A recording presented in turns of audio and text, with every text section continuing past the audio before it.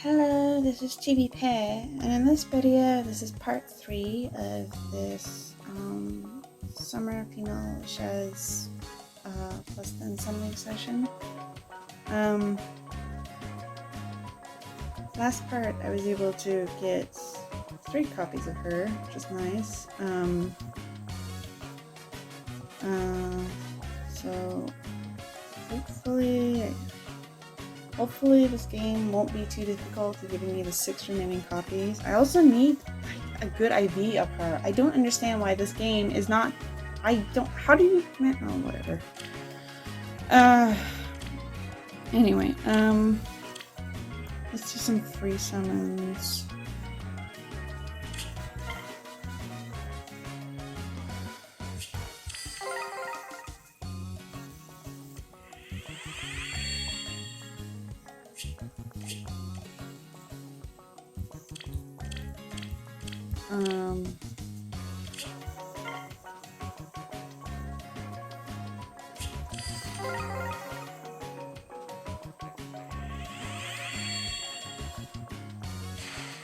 So, last part I was talking about Tears of the Kingdom again. Mostly ranting about those Gloom Hand enemies.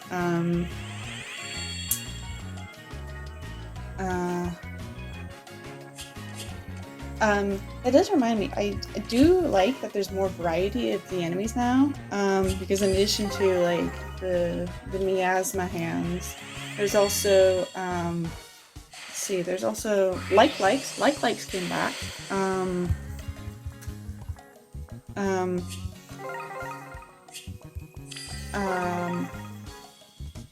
The Gibdo enemies are back.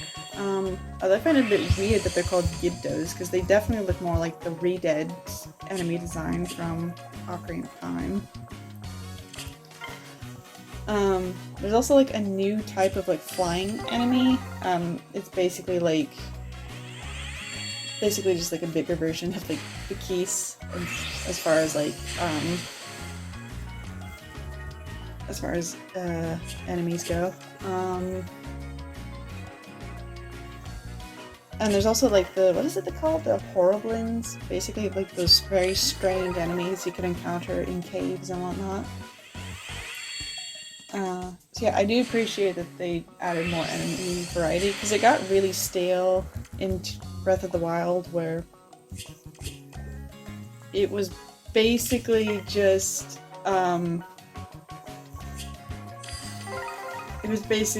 like Bokoblins, Moblins, Zalfos, Guardians, Keys, and Octoroks. That was it, basically. So, having more, oh yeah, there's also the constructs in this game that are basically like sort of the counterpart to Guardians. Not nearly as threatening, of course. But, they're more akin to like the Shrine Guardians that weren't actively malicious. They were there to test Link's strength in shrines.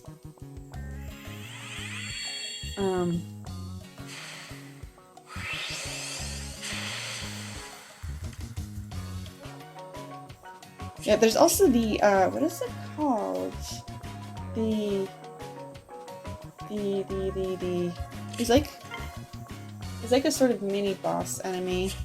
It's like a construct, but it's made out entirely of blocks, and you fight it by attacking its weak points that it tries to hide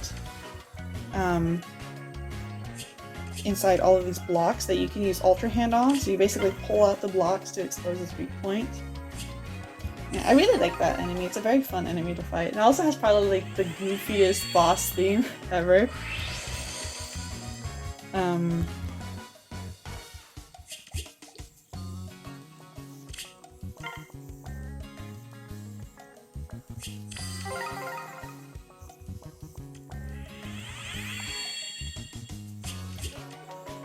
Yeah, let's see. Oh, and speaking of bosses, well,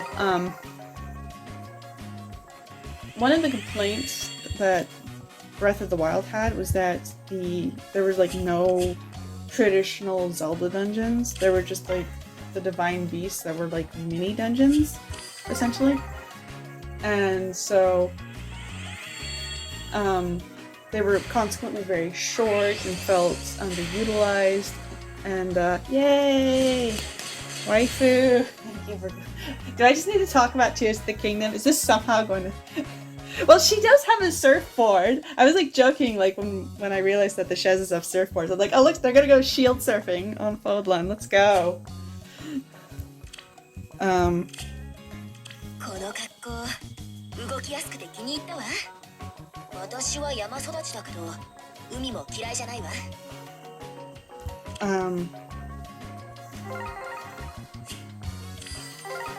But there are like more. There are dungeons in Tears of the Kingdom that are more like traditional Zelda dungeons. I don't think they're quite as good because in the dungeons that previous Zelda games had, you would usually get like a new item, and so the dungeons revolved around that. Which is what made going through them so fun, because you knew you were going to get something new, something that would like help expand your gameplay usually, and you would also use this item against the dungeon boss. But because Tears of the Kingdom, like Breath of the Wild, is such an open-ended world, an open world type of game, you basically get all the tools that you need right at the start. And so the developers have to account for that when designing the dungeons. Seems like the luck is finally turning around. Oh, thank you. Yeah! Sorry, that was probably really loud. Oh, let's go! Plus speed! Finally! もし溺れたら私が助けてあげるわ。何？私の鍛えた体が気になるの？まったく海では海図が手放せないわね。I'm really sorry for like the sun noise. I was just so excited. Oh, finally, the luck's turning around. I just have to talk about Tears of the Kingdom.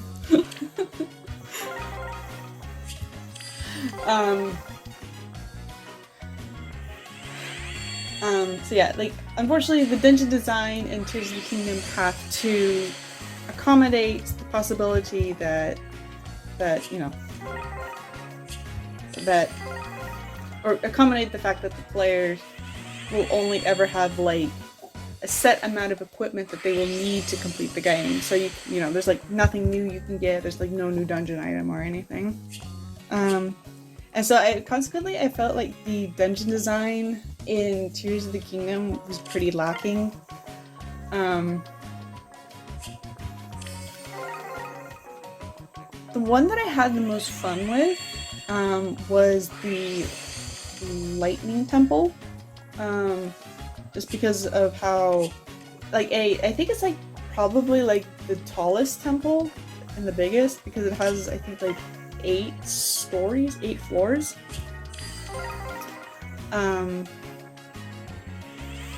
And there's like a lot of puzzles that you need to do in order to be able to make progress. Like most of them involving like light and mirrors, like, you know, using mirrors that are in the temple to reflect light in order to open up passageways or trigger switches or whatever. Very reminiscent of like the Spirit Temple from Ocarina of Time, as well as the Earth Temple from Wind Waker. I also found the boss fight probably the most interesting out of the 4. Well, I say that, but I imagine that the boss of the Wind Temple probably would have been more fun to fight if I'd had the parasail, because I was like watching gameplay footage of people, you know, doing that boss fight, you know, while having the parasail and thinking, man, that looks fun! First time I like actively dreaded going through this playthrough without the carousel. But yeah, yeah, I did enjoy the Lightning Temple somewhat, at least out of the 4.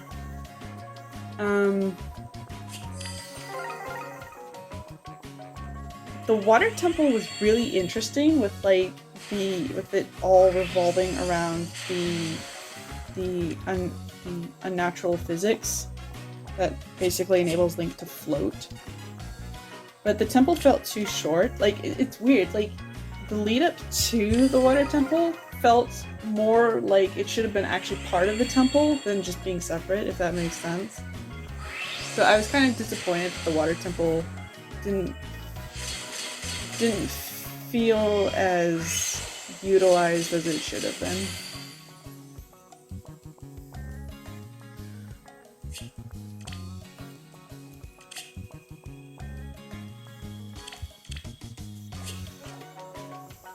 I don't think I've ever pulled a good IV Idun. All the Iduns I've ever pulled have been like plus speed or plus HP.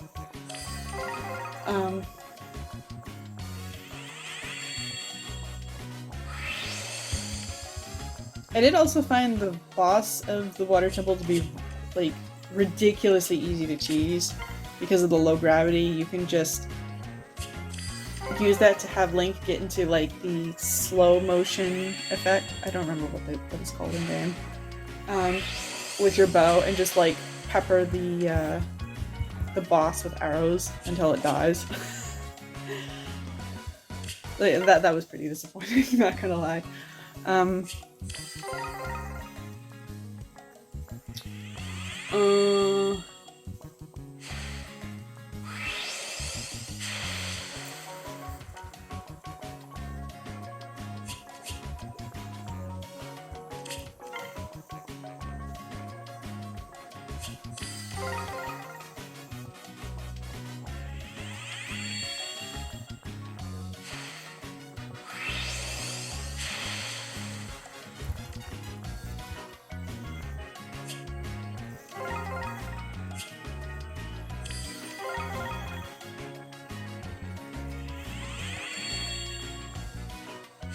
I found the partner system that Link can use in Tears of the Kingdom, because whenever you take on a temple, you're accompanied by a member of the race whose hometown is connected to the temple. Like, it was an interesting concept, but it was very annoying to use because each character has like their own unique ability. But in order for Link to use it, he has to get right next to them and press A. And they're constantly moving because they can also like help him fight enemies. So getting close enough to be able to use their abilities was always a hassle. Not to mention how if you did anything else, like say if you were trying to use their ability but Link ends up just targeting the enemy, or loses his footing, because of uneven terrain or whatever, his ally will stop using their ability, and there's like a cooldown period. Oh, okay, sure. I will have fresh salt for days.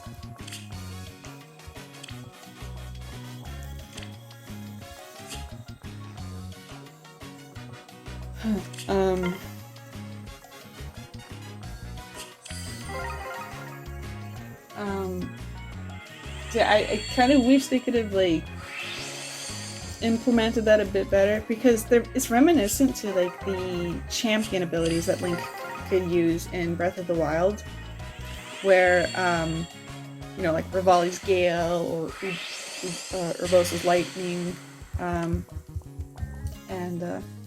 but they were all associated with a specific button. So in order to use Rivali's Gale, you pressed and held the jump button. To use Urbosa's Lightning, you pressed and held the A button. And Daruk's Protection and Mipha's Grace were all they all automatically triggered, so you didn't have to like put in any inputs. But all of your allies who lend Link their abilities into the kingdom, he has to all manually press A to use them, and it's just so tedious.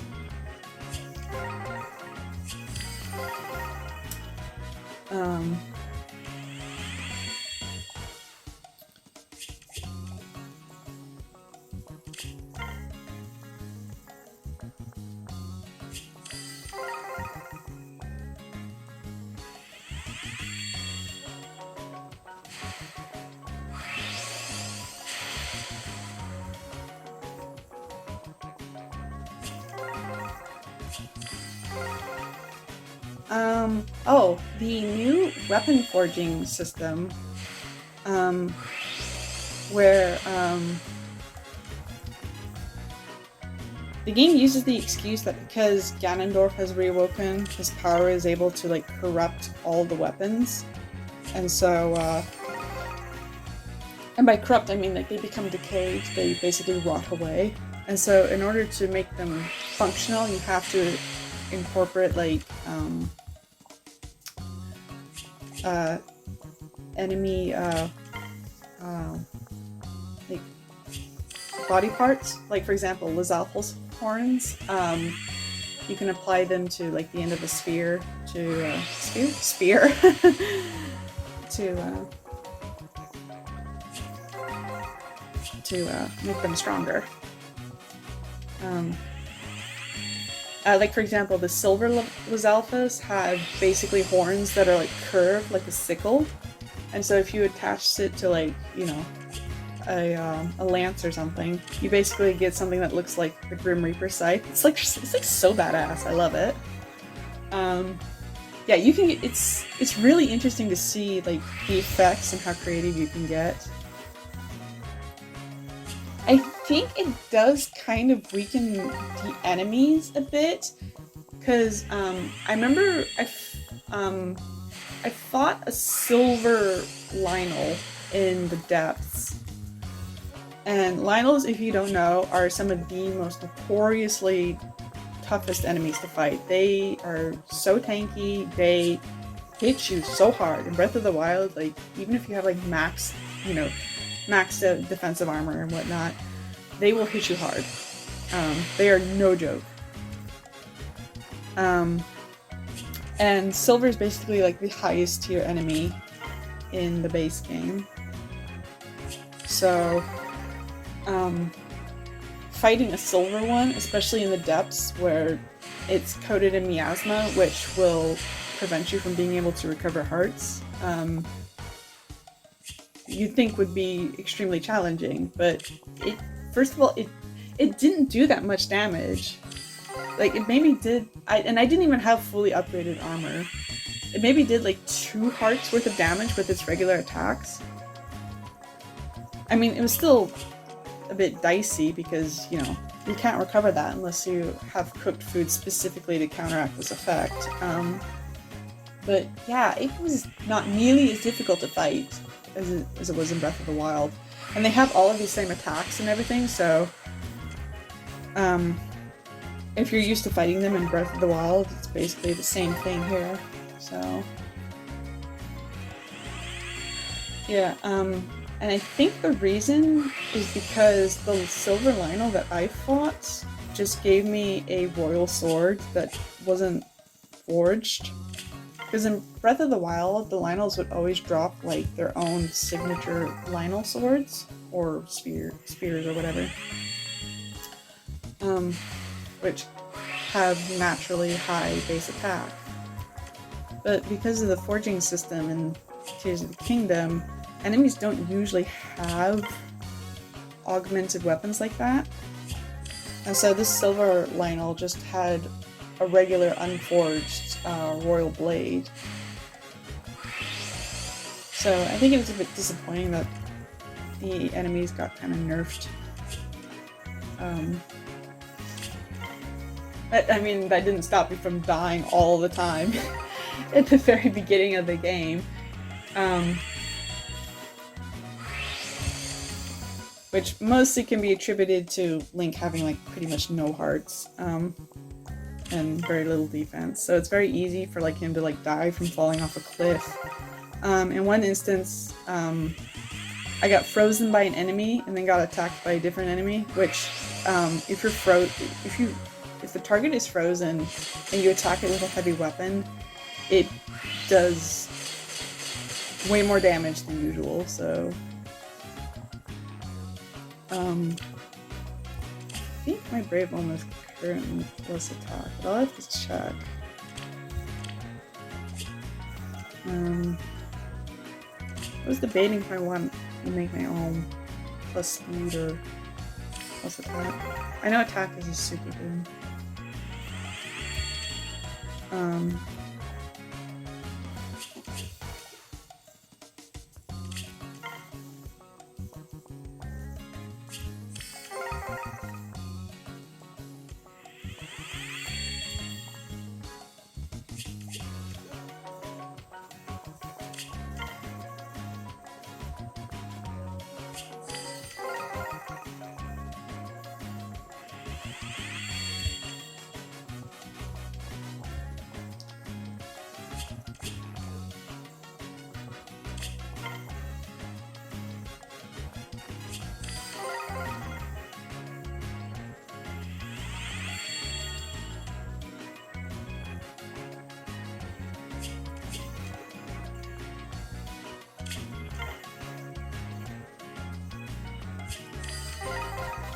I also really like how this game is so encouraging with creating like your own equipment, like your own like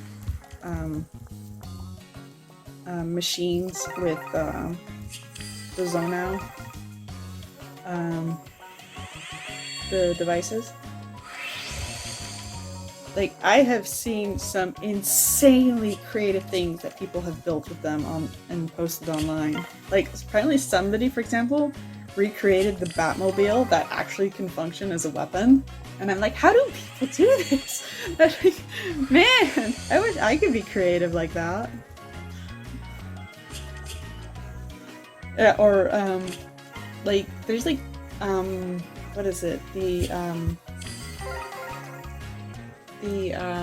There's like these like stakes that you can get, and they're supposed to be used for propping up things, like, you know, holding things in place.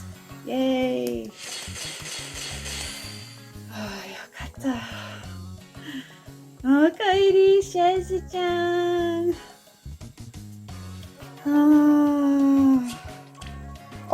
Oh, finally! IV luck is turning around. Can I tell you that my luck with IVs has been absolutely atrocious? Like, on the banners that I've been summoning on. Like, even if I'm, like,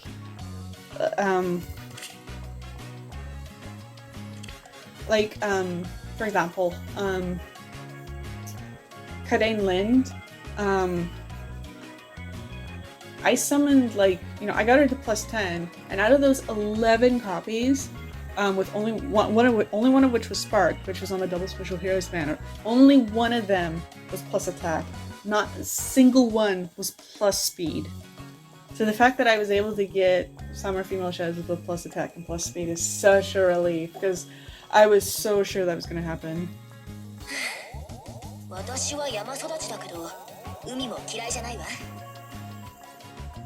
I mean, it wouldn't have really mattered because I do have IV, what are they called? The trait fruits?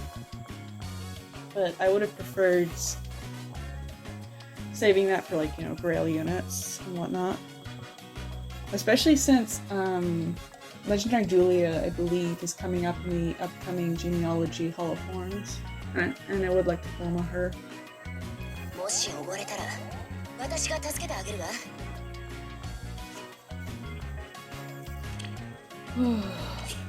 I think that's a good stopping place for this part.